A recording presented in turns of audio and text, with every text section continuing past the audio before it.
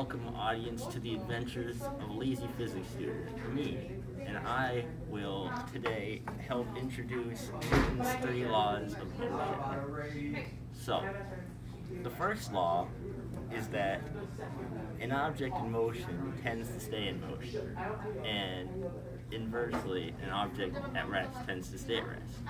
In this example, I am the object at rest.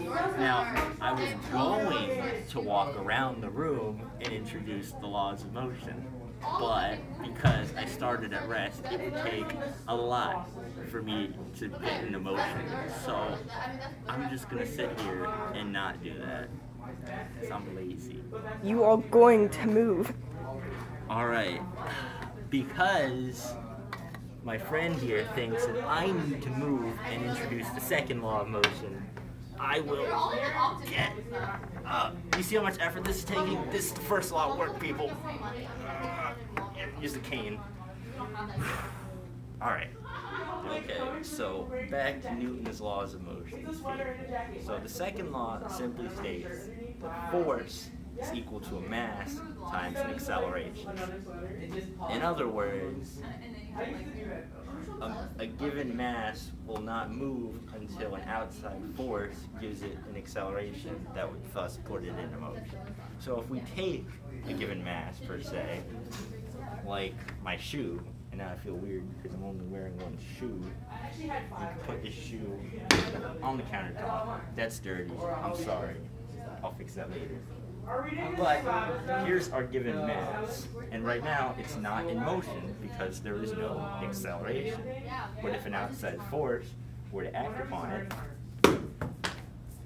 and give it said acceleration, it would go into motion.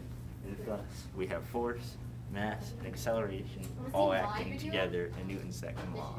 And now I'm going to put my shoe back on and brush off the countertop because I am not a dirty physics student, I'm a lazy physics student.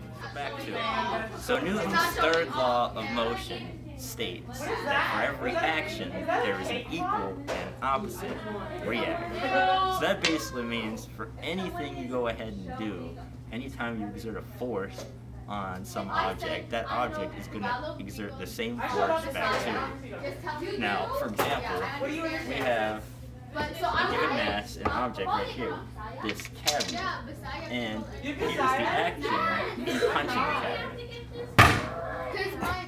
Now, I punched that cabinet, and now my hand really hurts, okay?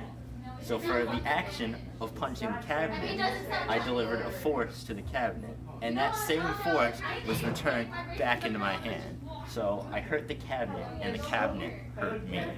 And that's like the only energetic thing I'm going to do in this video because, again, I'm a lazy physics student, and that was like all I had for the next week.